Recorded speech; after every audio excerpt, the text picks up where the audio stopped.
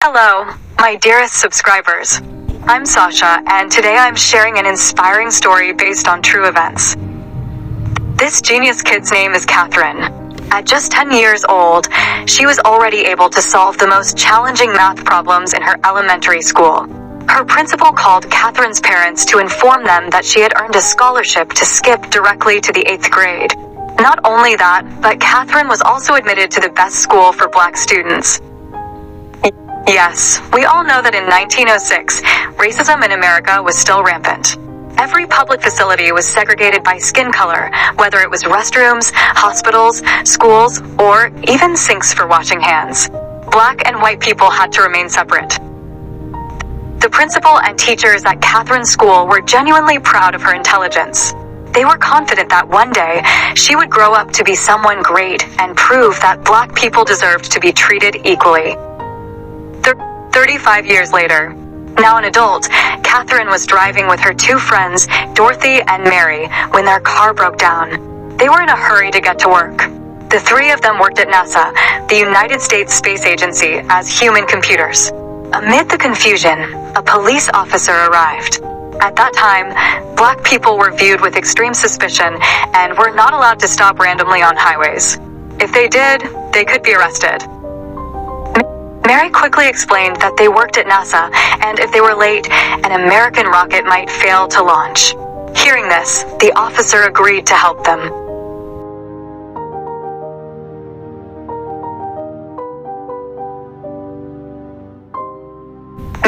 Meanwhile, at NASA headquarters, government staff members were watching the news about a rocket that Russia was about to launch. This news angered the presidential envoy, who demanded that NASA's leader, Mr. Harrison, quickly develop a rocket to rival Russia. When Katherine, Dorothy, and Mary finally arrived at the office, they immediately began working. During task assignments, their supervisor, Michelle, arrived and suddenly reassigned Katherine to the Space Research Division. After Michelle left, Dorothy chased after her to request a promotion as a room supervisor. Dorothy had worked for years in that role, but her salary remained the same as that of an ordinary staff member. However, Michelle arrogantly dismissed her request, threatening to fire Dorothy if she continued to demand a raise. Dorothy left disappointed. Meanwhile, Mary's supervisor in the Rocket Assembly Division was struggling to figure out why their rockets kept failing to withstand the Earth's atmospheric heat. Mary carefully explained the problem with detailed analysis. Impressed by her explanation, the supervisor promised to promote Mary to Rocket Assembly Technician. He stated that in critical times like these, he needed skilled individuals, regardless of their gender or skin color. In the Space Research Division, Katherine faced challenges immediately. She was mistaken for a janitor when she first met Mr. Harrison. Without hesitation, he asked if Katherine could solve the data formulas for rocket launch coordinates. Confidently, Katherine replied that she could finish it in just a few hours. Impressed by her confidence, Harrison gave Katherine a test, reviewing the reports of a human computer named Paul. While working, Katherine needed to use the restroom. However, there were no bathrooms for Black people in the building, so she had to run 800 meters to the previous building.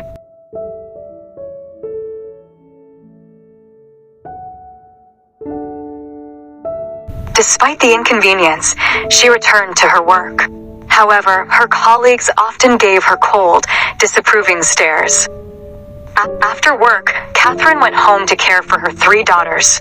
Since her husband and father had passed away, she had become the sole breadwinner for her family. Fortunately, her mother helped care for the children. One Sunday morning after church, Dorothy and Mary tried to set Katherine up with a soldier named Jim. Katherine initially refused, but was left alone with him anyway. While they walked, Jim mentioned he was surprised that NASA would hire Black women. His comment offended Katherine. Holding back her frustration, she explained that she was the first Black student to receive a scholarship to attend the best university for white people in Virginia. "So you can imagine how smart I am," she added.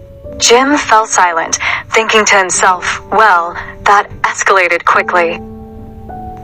The next day at work, Katherine noticed a small coffee pot labeled, "For colored people only."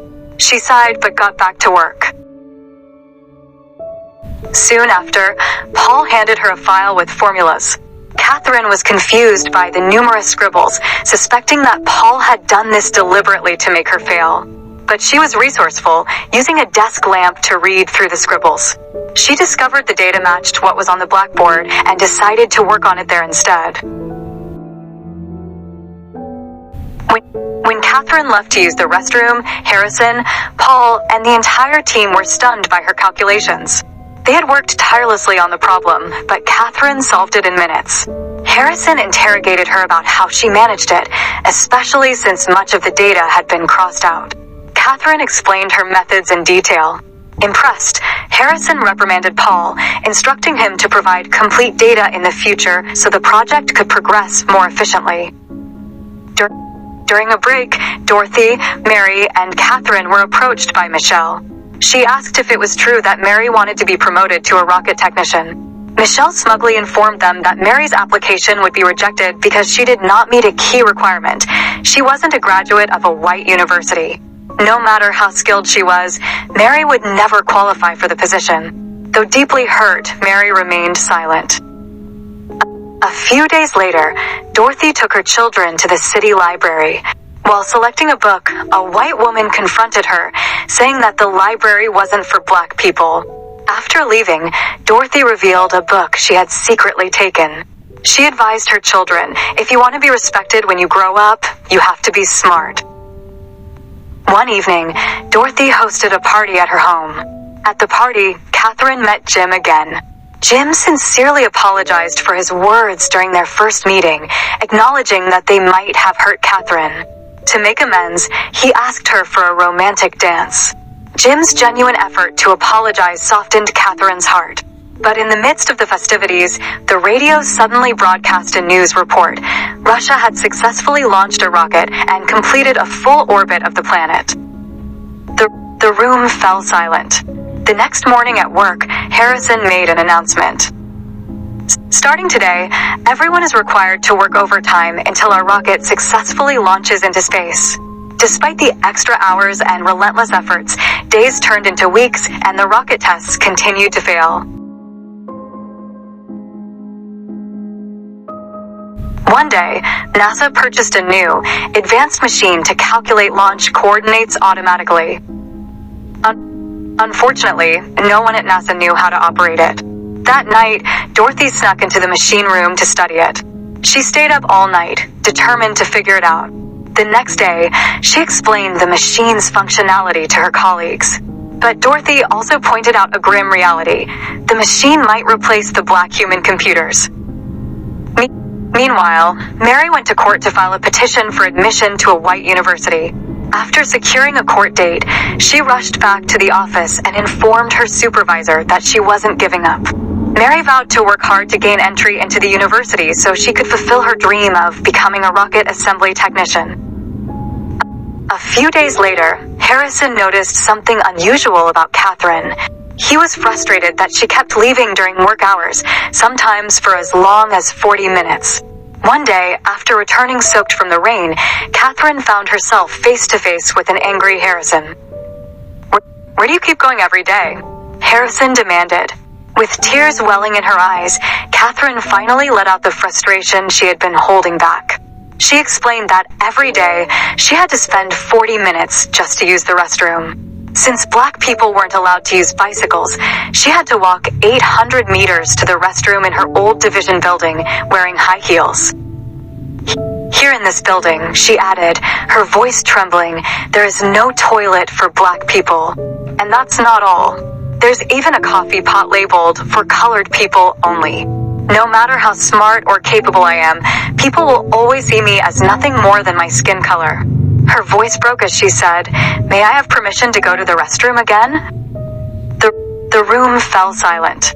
The next day, a commotion erupted at NASA. Harrison went around the building, tearing down all the signs that segregated black and white restrooms. Before leaving, he declared, at NASA, we all pee the same color. From now on, there will be no more white or colored restrooms. Months passed. The rocket trials finally ended. On May 5th, 1961, America's first rocket was officially launched. The mission was a success, and Americans celebrated this monumental achievement. NASA's rocket team received recognition from President John F. Kennedy himself. In his speech, President Kennedy vowed that America would continue exploring space to surpass Russia. Day by day, Katherine and Jim grew closer. Their relationship blossomed beautifully. Meanwhile, at the courthouse, Mary stood her ground. She passionately pleaded with the judge to grant her admission to the White University so she could become NASA's first female rocket technician. Mary told the judge, "I may not have achieved anything significant yet, but I am confident that in a few years, my name will be remembered as one of the greatest women in the world. And when that happens, your name will also be remembered as the first judge to give a black woman the chance to study at a white university." Her words left the judge deeply impressed. He granted Mary permission to enroll. Back at the office, Katherine requested permission to work on the calculations for the next rocket launch project. Paul opposed the idea, but Harrison, recalling Katherine's previous successes, decided to trust her. After 47 days in space, the astronaut piloting NASA's rocket returned to Earth. Unfortunately, the rocket was damaged upon landing and sank into the ocean. The government leaders were once again disappointed. They criticized NASA for wasting taxpayers' money on a rocket that ended up at the bottom of the sea. They demanded Harrison perfect the next rocket. That afternoon, Katherine presented her calculations to Paul. Paul refused to accept them, explaining that the data had changed earlier that morning. Katherine would need to recalculate everything based on the new data. She sighed deeply and asked Paul for permission to attend the meetings where the data was discussed so she could stay updated. But Paul coldly dismissed her request. "Just stick to the data you have," he said, "and don't overstep your bounds."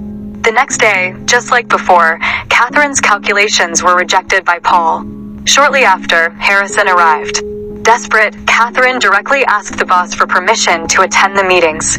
After persistent pleading, Harrison finally relented. In the meeting room, astronauts and government officials were gathered. Harrison reported that the research team was still in the process of calculating the rocket's launch and landing coordinates.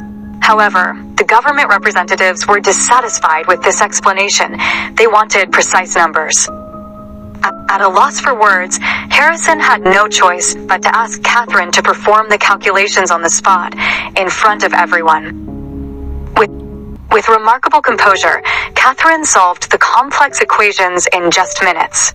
Everyone in the room was astonished.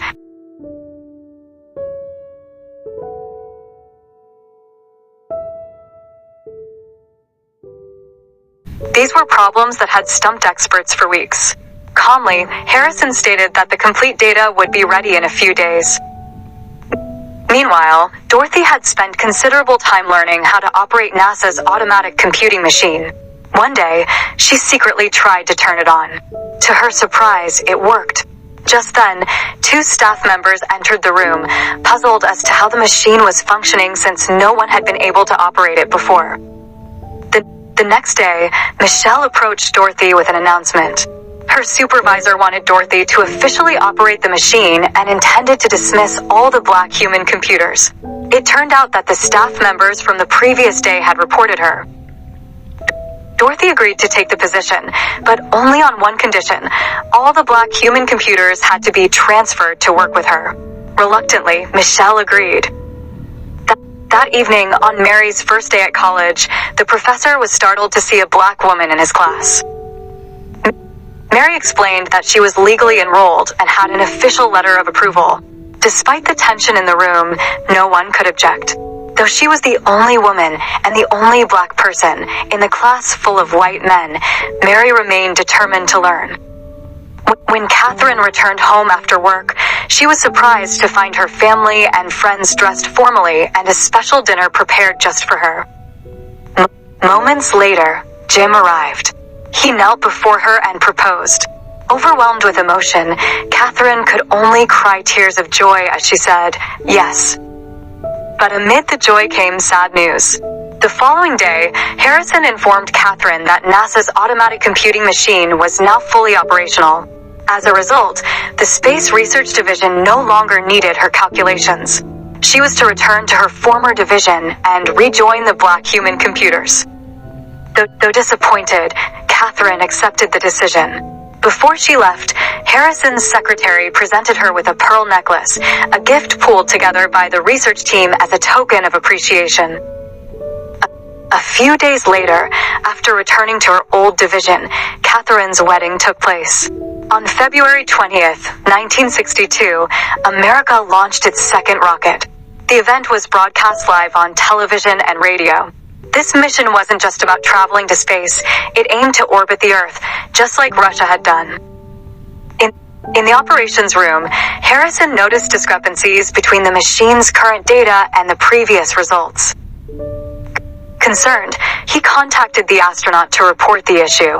Upon hearing the news, the astronaut requested that Katherine be called immediately.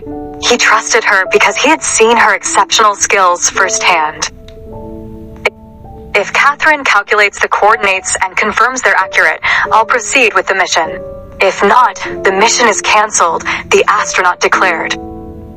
Harrison immediately dispatched a team member to fetch Katherine. The staff member had to run 800 meters to her building, experiencing for the first time what Katherine endured daily when she had to go to the restroom in her old division. Meanwhile, the astronaut was on his way to the rocket. When Katherine was found, she was handed the data and asked to recalculate it as quickly as possible. Time was of the essence. Working under immense pressure, Katherine completed the calculations and dashed to the operations room. For the first time in her life, Katherine experienced the intense atmosphere of NASA's Operations Center. Harrison reported to the astronaut that Katherine's recalculated coordinates were accurate. The astronaut confidently proceeded with the mission. The rocket successfully launched into space. At the Black Human Computers building, Dorothy received an official letter appointing her as the head of the Machine Computing Division. Now on equal footing with Michelle, Dorothy was no longer her subordinate. As a gesture of respect, Michelle addressed Dorothy by her first name for the first time. Hours passed, and the astronaut completed the orbit successfully. However, the warning lights signaled that the rocket needed to descend immediately. The issue was reported on TV and radio. Just as the descent began, the rocket's heat shield experienced technical problems. Despite the challenges, the astronaut managed to land safely on Earth.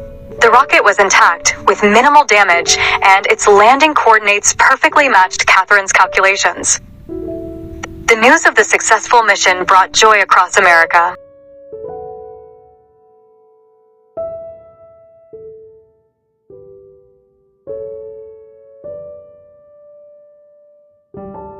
As everyone celebrated, Harrison approached Katherine. "Good job," he said with a smile. Then, jokingly, he asked, "Do you think we can make it to the moon next?" With confidence, Katherine replied, "We'll get there." Thanks for watching. See you again in the next video. Love you all.